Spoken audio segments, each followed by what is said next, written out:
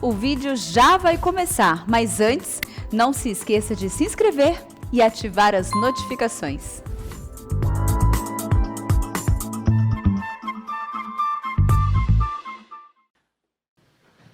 Meus prezados irmãos, convido a todos a abrirem a Santa Palavra de Deus no livro do profeta Isaías, capítulo 46, versos de 1 a 13.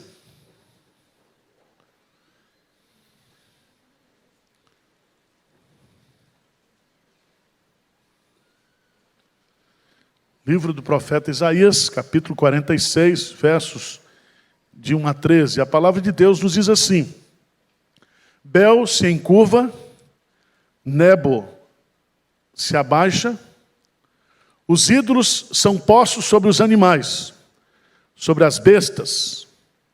As cargas que costumáveis levar são canseira para as bestas já cansadas. Esses seus deuses, juntamente, se abaixam e se encurvam. Não podem salvar a carga. Eles mesmos entram em cativeiro. Vamos ler juntos, 3 e 4, o que é que diz?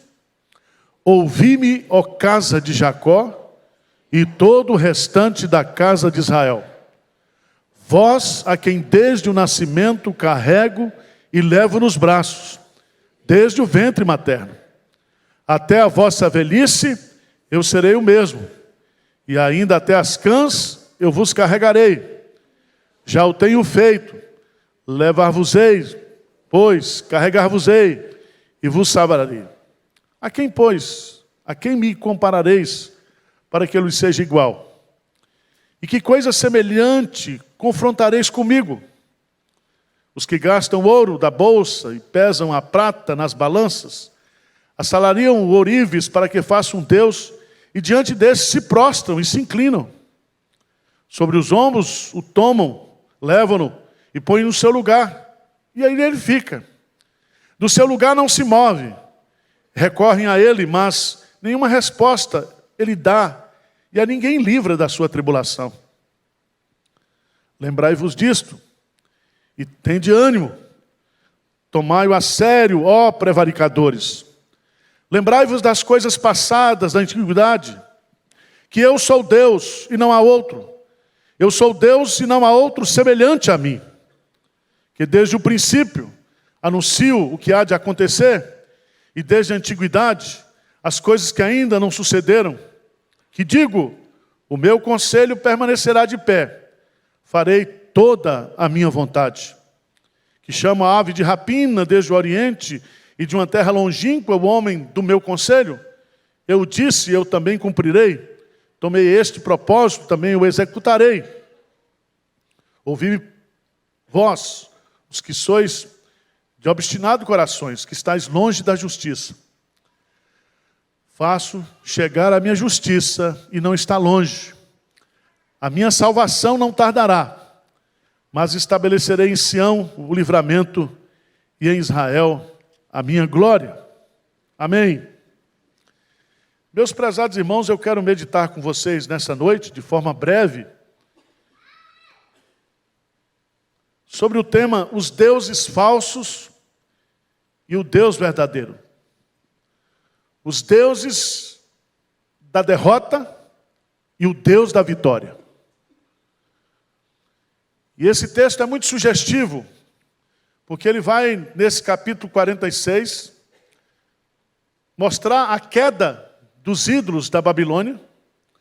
E no capítulo 47, ele vai mostrar a queda da Babilônia por ter confiado nos ídolos. Enquanto a Babilônia vai cair, vai se destruir como nação, o povo de Israel terá um futuro glorioso. O Messias vai chegar. O reino de Deus será estabelecido. E aqui eu queria chamar a sua preciosa atenção para esse capítulo 46, porque ele trata de um dos principais temas teológicos do livro de Isaías. O tema principal de Isaías, se a gente pudesse resumir numa frase, é que Deus salva pecadores. O próprio nome Isaías significa Deus é salvação. Então o próprio nome Isaías carrega o tema do livro. Esse livro, ele pode ser chamado do Evangelho segundo Isaías. Mas um dos temas fundamentais também, decorrentes dessa primeira verdade, é que o Senhor, o nosso Deus, Ele é o único Deus vivo e verdadeiro. Ele é o único Deus que existe. E Ele é o único Deus que pode redimir, salvar e transformar qualquer pessoa e qualquer nação. Irmãos, esse capítulo que nós lemos agora vai nos mostrar a sublime maravilha de que Deus é superior, incomparável aos ídolos. Vai nos mostrar que a idolatria, ela é inútil, ela é imprestável, ela é insignificante, ela é mentirosa, ela é diabólica. Aliás, lá no profeta Oséias diz que os demônios se manifestam através da idolatria. Que a idolatria é demoníaca. Mas todos nós sabemos, João Calvino já disse que o nosso coração é uma fábrica perene de ídolos. Por isso que Deus já coloca lá, nos 2 primeiros mandamentos, né? Não terás outros deuses diante de mim. Mas ele diz, não farás também para ti imagem de escultura. Ele está dizendo, a adoração é exclusiva. E a adoração, ela não é projetada através de um ídolo. Ela tem que ser de acordo com como eu me revelo a vocês. É uma adoração pessoal, é uma adoração relacional, é uma adoração em espírito e em verdade. Mas esse texto aqui vai nos mostrar, e eu quero chamar a sua lembrança que Israel, além do problema do pecado que fazia de Israel um fabricante perene de ídolos, o contexto em que Israel vivia, durante todos os anos, sempre foi um contexto politeísta. E estudando o livro de Isaías e os profetas, a gente vai descobrir que Deus, para destruir a idolatria de Israel, pune Israel com os 2 cativeiros. Primeiro o cativeiro assírio e depois o cativeiro babilônico. E o profeta Isaías está aqui profetizando para o povo que está no cativeiro babilônico, que está indo para o cativeiro babilônico. Vamos olhar para o texto. E a primeira divisão do texto, que eu queria colocar para vocês aí, vai do capítulo 1 até o capítulo 4. Capítulo 1 até o capítulo 4. O versículo 4. E aqui nós temos aquilo que a gente poderia chamar de um contraste fundamental. Um contraste. E o contraste aqui é entre os ídolos e Deus. E esses ídolos têm nome, veja aí. Bel e Nebo. Bel era o Deus representante de toda a fartura, por isso que ele é chamado lá em Israel como Baal, fonte de toda a riqueza, fonte de toda a produtividade. Nebo é aquele Deus que é filho de Baal, e ele serve como se fosse assim uma espécie de hermeneuta, aquele que traz as verdades do Deus para o povo. E o próprio nome Babilônia é um composto no hebraico dessas 2 palavras, Bel e Nebo. Essa expressão Nebo aparece no nome de Nabucodonosor, aparece nos outros nomes, Belsazar. Veja que os nomes dos grandes imperadores carregam o nome desses ídolos. E quando você estuda a história da Babilônia, você vai descobrir que a Babilônia, ela se arvorava, ela se colocava como a maior potência da época, E a razão do poder da Babilônia era por causa desses dois ídolos, Bel e Nebo.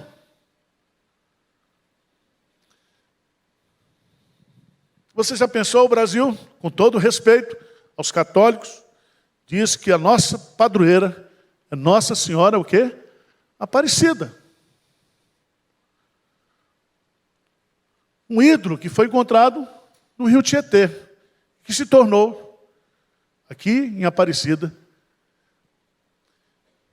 E é tão interessante isso, porque nós não estamos aqui ofendendo, nós estamos estudando esse assunto à luz da palavra de Deus.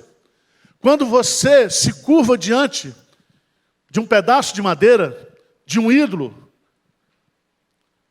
você está profanando Deus, você está numa prática completamente equivocada. Por isso que, lá no capítulo 44, volta aí, no versículo 9,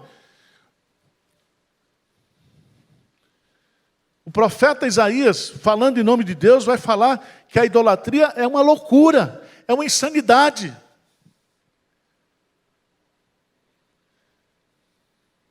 É uma insanidade.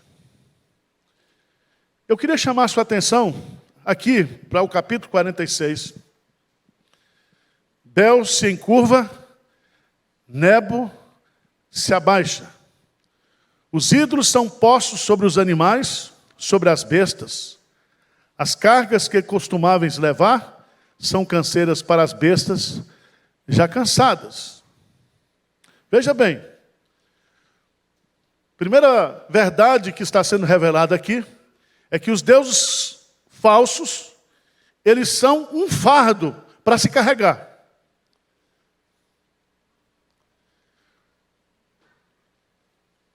E é um fardo para quem? Para os animais. É um fardo para aqueles que acreditam nesses deuses, nesses ídolos. A palavra fardo, carga, tem um sentido de opressão, de peso. Por isso que Jesus, ele diz: vinde a mim todos vós que estáis cansados e sobrecarregados, e eu vos aliviarei. E ele está falando justamente daquela religiosidade estabelecida pelo legalismo, pelo farisaísmo. Porque uma religião, um relacionamento espiritual que não é libertador, que não produz liberdade, não é de Deus. É opressor, é maligno. Os deuses falsos, eles são um fardo para carregar. Tanto Bel como Nebo era carregado nos lombos dos animais. Mas em segundo lugar, os deuses falsos, eles não podem aliviar qualquer tipo de fardo. Eles são um peso para os animais, e se os animais se cansam, e se eles, porventura, eles caem, os ídolos caem juntos. Eles são inoperantes na sua eficácia de ajudar alguém. Irmãos, dê uma olhadinha, por favor, no versículo 17 do capítulo 14. Dá uma olhadinha, por favor, aí. 44, versículos 16 e 17. O homem toma uma árvore, pega parte dessa árvore, põe na fogueira para cozinhar comida, e parte daquela árvore ele resolve fazer um ídolo. Veja no texto. Versículo 17. Então do resto faz um Deus, uma imagem de escultura. Ajoelha-se diante dela, prostra-se e lhe dirige a sua oração, dizendo: livra-me, porque tu és o meu Deus. E Deus está dizendo: nada sabem, nem entendem. Porque se lhes grudaram os olhos para que não vejam, o seu coração já não pode o quê?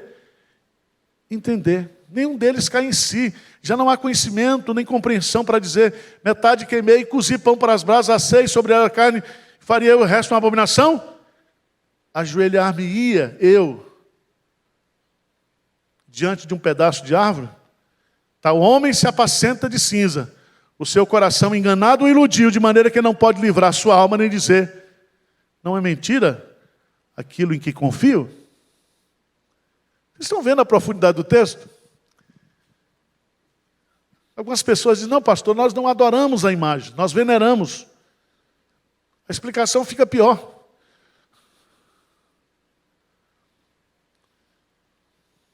Porque venerando é um termo, produto de tratamento, você chama o venerável.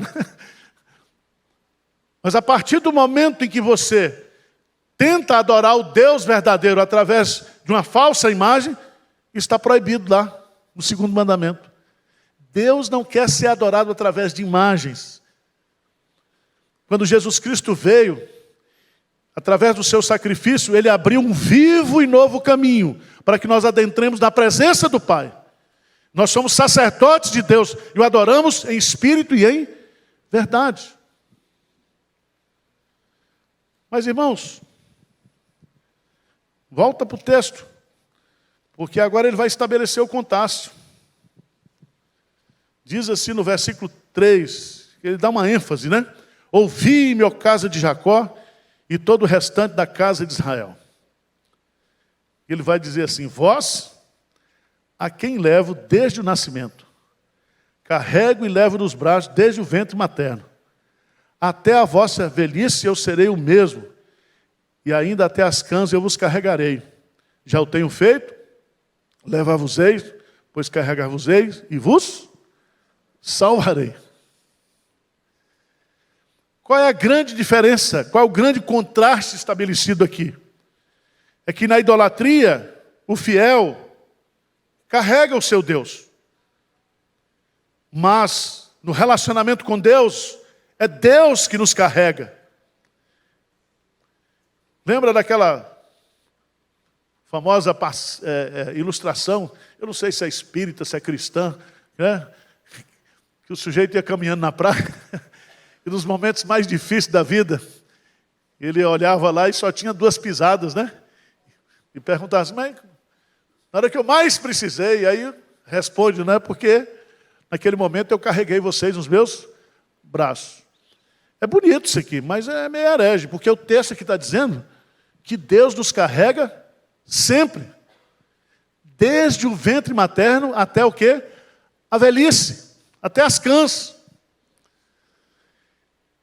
E é tão interessante porque os verbos que são usados aqui, de carregar, de levar, eles são muito fortes.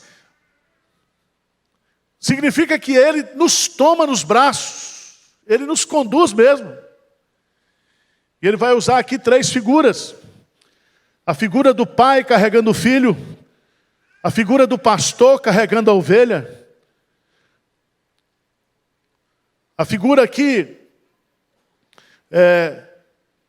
da águia conduzindo o pássaro. E é tão bonito isso, porque os verbos aqui, carrego e levo, eles estão nos 3 tempos. Está no passado, está no presente e está no futuro. Quando você tem um filho, você carrega esse filho só até determinados meses da vida dele, determinados anos. Depois ele caminha sozinho. Mas no nosso relacionamento com Deus, não é assim. Ele nos conduz, sempre. Nós estamos nas mãos de Deus. Você lembra que Jesus diz lá em João capítulo 10...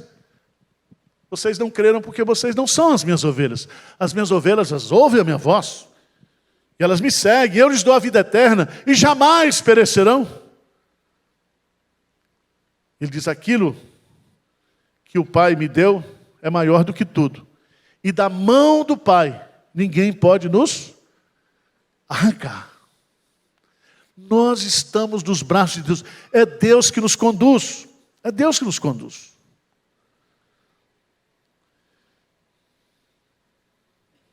Mas aí, chega o versículo 5. Versículo 5. Se até o versículo 4 nós temos esse contraste fundamental, agora nós temos uma comparação inútil. Comparação inútil. Veja o que é que diz o texto. Lê comigo o versículo 5. O que é que diz? A quem me comparareis para que eu lhe seja igual? E que coisa semelhante confrontareis comigo? Então Deus está fazendo a pergunta assim, ó, tudo bem, a quem vocês podem me comparar? Eu sou o Deus incomparável.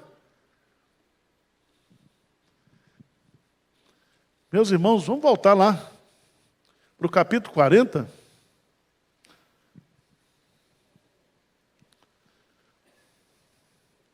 O capítulo 40 tem essa mesma mensagem. Esse texto é maravilhoso, porque nós cantamos aqui, a partir do versículo 12, quando fala da majestade de Deus, quem na concha de sua mão mediu as águas e tomou a medida dos céus a palmo, quem recolheu a testa parte de um éfa do pó da terra e pesou os montes em romana e os outeiros em balanço de precisão. E aí vai colocando. No versículo 18, o que é que diz aí? A mesma expressão, ele diz o quê? Com quem comparareis a Deus? Ou que coisa semelhante confrontareis com ele? E aí ele vai falar da idolatria. Você pode comparar os ídolos com Deus? Não. Deus é incomparável.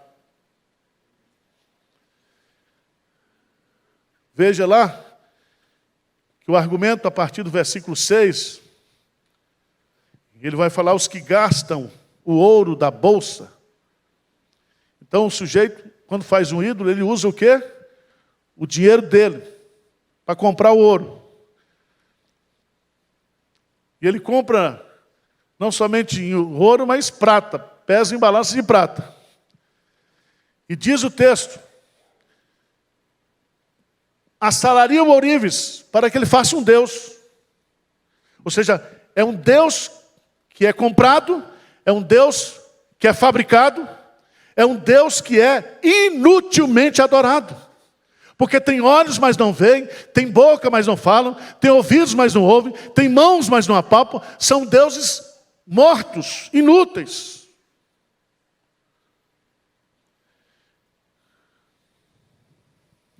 Veja no versículo 7, que ele vai dizer, sobre os ombros o tomam, levam-no e põem no seu lugar. E aí ele fica no seu lugar, não se move. Eu me lembro daqueles templos que tem o santo daquele templo.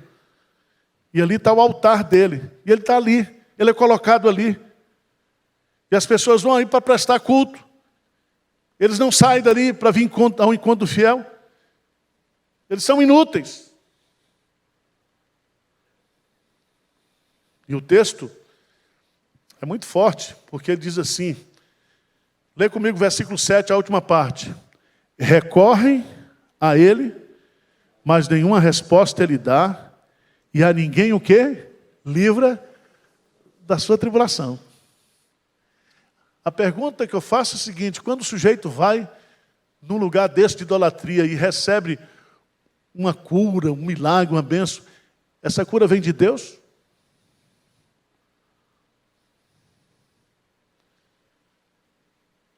Deus cura através de ídolos que profanam o seu nome? E aqui eu quero chamar a sua atenção para um fato muito importante, porque a fé, ela é a suprema emoção, e as pessoas, por causa da fé, muitas vezes elas são curadas, porque nós somos seres psicossomáticos, mas há forças que atuam espiritualmente através dos ídolos, que são demoníacos. São demoníacos. Mas, irmãos, para não deixar vocês desanimados, vamos ver versos 8 a 11. Se nós temos um contraste fundamental, se nós temos uma comparação inútil, nós temos agora uma ordem de Deus para mim e para você. Sabe o que Deus está dizendo? Está dizendo, não esqueça quem eu sou. Não esqueça quem Deus é. E além de mais isso aqui, porque ele começa no versículo 8 dizendo assim, lembrai-vos disto, e tende o quê? Bom ânimo. Preste atenção que ele termina dizendo que o ídolo não dá resposta e não livra da sua tribulação. Mas quando eu penso em quem Deus é, isso anima meu coração. Porque o povo que conhece o seu Deus é um povo forte e ativo. O conhecimento de Deus traz alegria, traz libertação, traz encorajamento. Veja no capítulo 40, a mesma pergunta que Deus faz. Capítulo 40, versículo 27. Porque, pois, dizes, ó Jacó, e falas, ó Israel, o meu caminho está encoberto ao Senhor, e o meu direito passa desapercebido, meu Deus. Ele diz assim, não sabes? Você é ignorante? Você ignora isso? Você já não ouviu isso, que o eterno Deus, o Senhor, o Criador dos fins da terra, nem se cansa, nem se fatiga? Não se pode esquadrinhar o seu entendimento, faz forte ao cansado e multiplica as forças que não têm nenhum vigor. Os que esperam no Senhor renovam as suas forças. Não esqueça-se quem Deus é, porque quando eu conheço o Deus nosso, o Deus da Bíblia, o meu Deus, o Deus da aliança, isso me encoraja, me anima. Mas aí, versos 9, ele vai falar sobre algumas singularidades de Deus. A primeira delas diz assim, lembrai-vos das coisas passadas, da antiguidade, que eu sou Deus e não há outro, eu sou o Senhor e não há outro o quê? Semelhante a mim. Deus é onisciente. O que acontece hoje já foi pensado lá no passado. Ele sabe tudo. Mas Deus é singular também na sua exclusividade. Não há outro Deus. Não é que eu não queira que vocês... que não exista. É porque não existe mesmo. Vocês podem fabricar o que vocês quiserem, mas só existe um Deus vivo e verdadeiro. Lembre-se disso. Lembre-se disso. Lembrai-vos da singularidade de Deus também. Que Deus é onipotente. Que desde o princípio anuncia o que há de acontecer e desde a antiguidade as coisas que ainda não sucederam. Que digo, o meu conselho, o quê? Permanecerá de pé, farei toda a minha vontade. Os ídolos não têm vontade, os ídolos não têm planos, os ídolos não têm projetos. O nosso Deus, Ele pensa em tudo. Para mim e para você. Eu é que sei que pensamentos têm a vosso respeito, pensamentos de paz e não de mal, para vos dar o fim que desejais. E o conselho do Senhor e a vontade do Senhor permanece para sempre. Agindo eu, diz Deus, quem o impedirá? Mas, irmãos, no versículo 11, ele vai dizer uma coisa aqui, metaforicamente, que chama a ave de rapina desde o Oriente e de terra longínqua, o homem do meu conselho. Eu o disse, eu também o cumprirei. Tomei este propósito também e o executarei. Sabe o que Deus está dizendo aqui?